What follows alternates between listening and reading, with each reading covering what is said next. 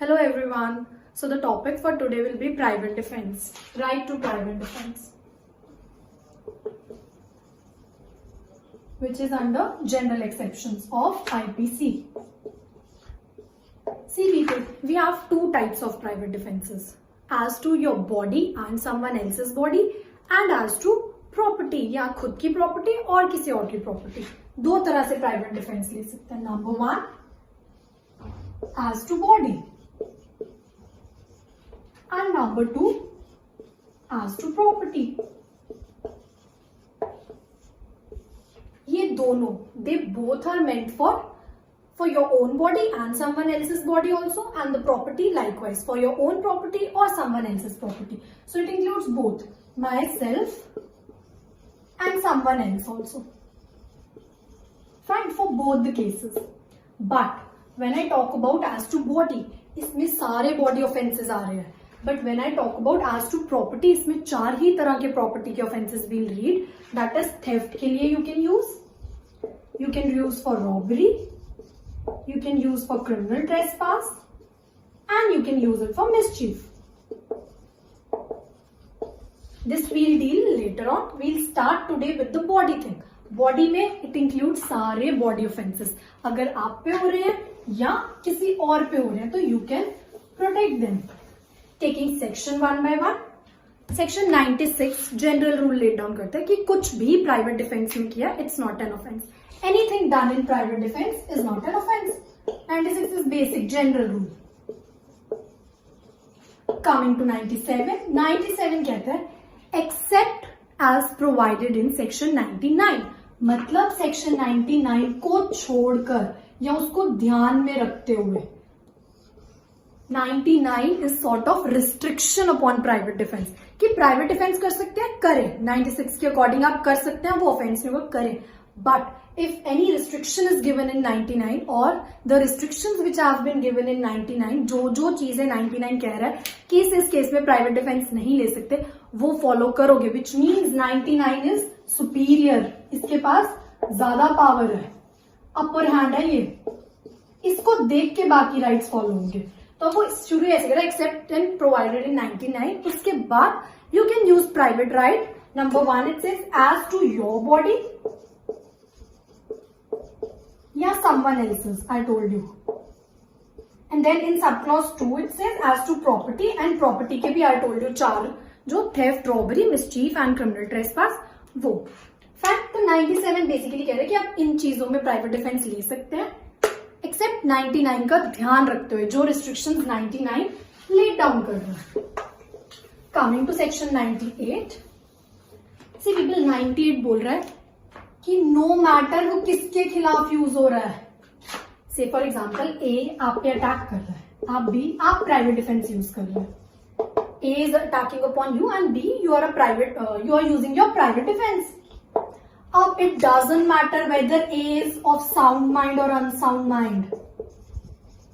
आपको तो अपनी जान बचानी है ना ये कहां से लॉ आपको कह रहा है कि अब वो बेचारा तो देखना पागल था he was not sane he was mad he was insane आपने क्यों उसके खिलाफ प्राइवेट डिफेंस यूज किया it's not like that. Your life is important you can use private defense provided 99 की बातें ध्यान रखिए वो भी हम रीड करेंगे तो you can use private defence as to against चाहे वो साउंड माइंड है चाहे अनसाउंड माइंड है वेदर ही इज इंटॉक्सिकेटेड नशे की हालत में है और whether he is below 12 years doli इन कैपेक्स और या फिर वो किसी मिसकंसेप्शन पे आप पे यू नो बाई चांस उसको भी नहीं पता था कि आप ऑफेंडर हो यानी गलती से मिसकंसेप्शन में किसी से he is attacking upon you even then also you have all the rights to protect yourself but हम बताएंगे कितना हाउ मच कैसे वो 99 है सो दिस इज व्हाट 98 से इट डजंट मैटर कौन अटैक कर रहा है आप पे आपके पास पूरा राइट है to protect yourself and your property okay moving on now come to 99 कि ऐसी क्या रिस्ट्रिक्शंस हैं जो प्राइवेट डिफेंस में हमें ध्यान रखनी है What all are the restrictions which we have to keep in mind before using the right of private defense?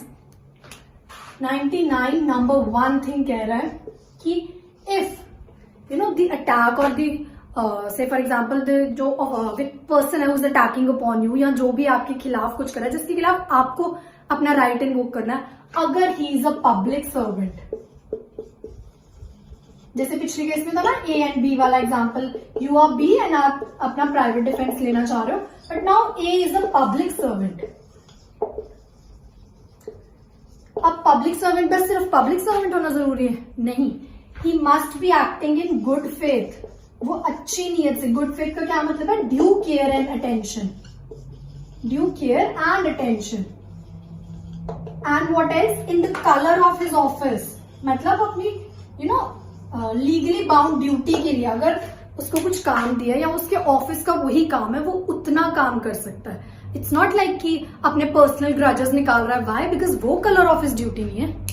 Fine, अगर पब्लिक सर्वेंट है, गुड फेथ में कुछ कर रहा है, अपने कलर ऑफ ऑफिस में कर रहा है, अब चाहे जस्टिफाइड नहीं है स्ट्रिक्टली, ये क्या? Not justified by law strictly. Simple justified by law होता है मीन्स कोई से स्टैट्यूटरी पावर दी हुई है या नहीं, वो मैटर नहीं करता।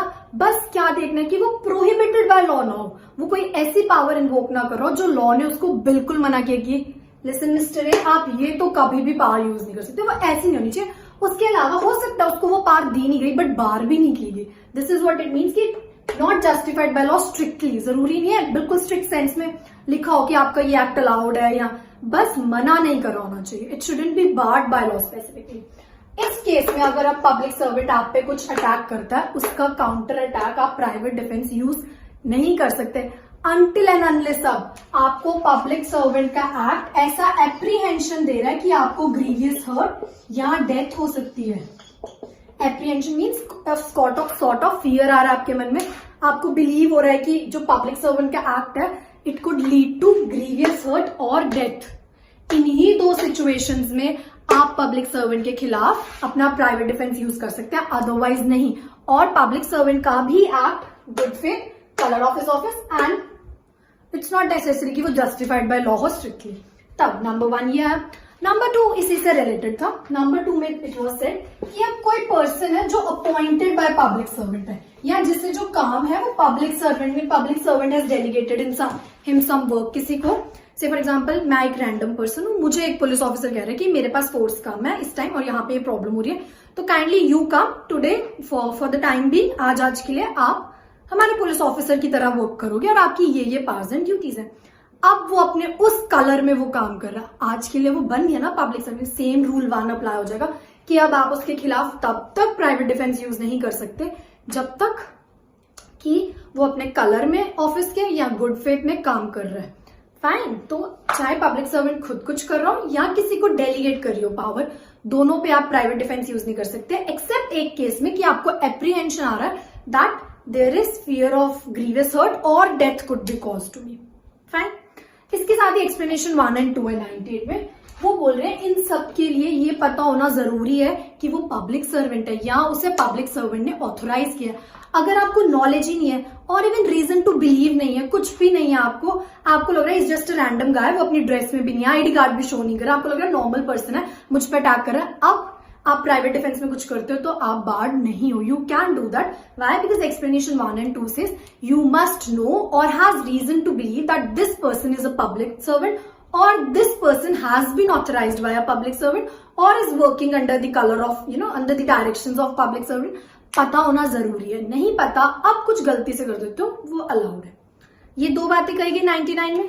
थर्ड थिंग 99 में विच रिस्ट्रिक्शन वाज लेट अप कि जो अमाउंट है प्राइवेट डिफेंस की, इट शुडंट बी मोर, वो जो आप पे अटैक आ रहा है उससे ज्यादा नहीं होनी चाहिए। जो इन्फ्लिक्ट आप पे हो रहा है इट शुडंट इंक्रीज दैट। अगर उस पर्सन के पास no weapons, he is bare handed, ऐसे आपसे फाइट कर रहा है, आप बहुत मोटा सा डंडा ले आए, गन ले आए, इट्स नॉट अलाउड। अब यू कांट से सर मैंने अपने प्राइवेट डिफेंस में आई हैव शॉट हिम या something like that. No, it should be equal, balanced होना चाहिए। जितनी अमाउंट की फोर्स वो यूज कर रहा है you can use equal amount force.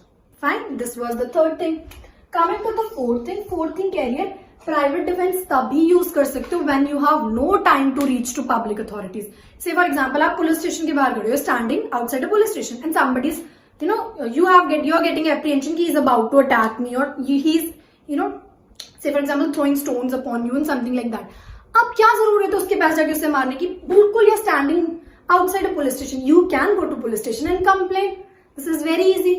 तो अगर if you have time to recourse to public authorities और टू रिपोर्ट पब्लिक अथॉरिटीज, उस केस में you won't use private defence. Private defences, जब कुछ मुझे मदद नहीं मिल रही तो खुद की मदद मैं खुद कर रहा हूं.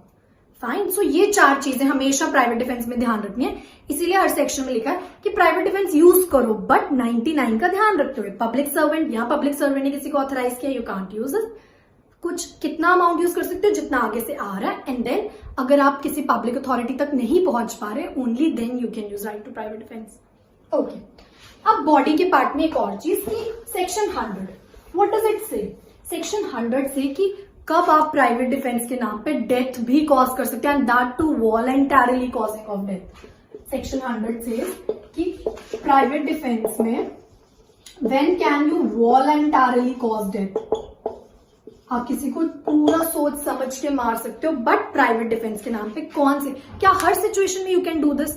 No. Only there are 7 situations given under section 100. उन्हीं में you can use this right of voluntarily causing death. Otherwise section 101 clearly कह रहा है कि डेथ के अलावा एनी हार्म कर सकते हो आप.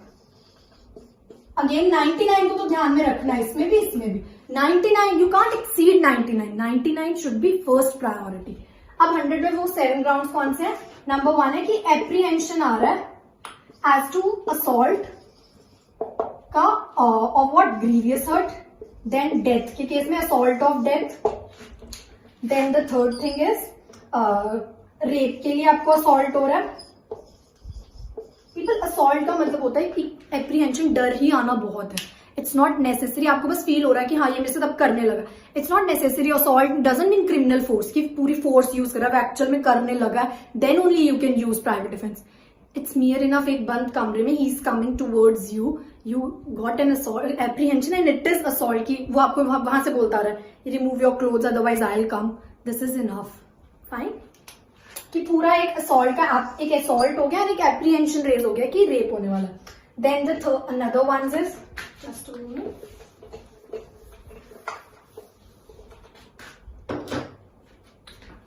पहला क्या था कि असॉल्ट, ऐसा असॉल्ट जो एप्रीहेंशन रेज कर रहा है as to death.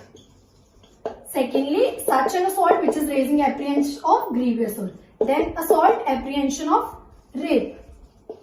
Then assault, apprehension of unnatural lust. Then again, assault, apprehension as to kidnapping or abducting.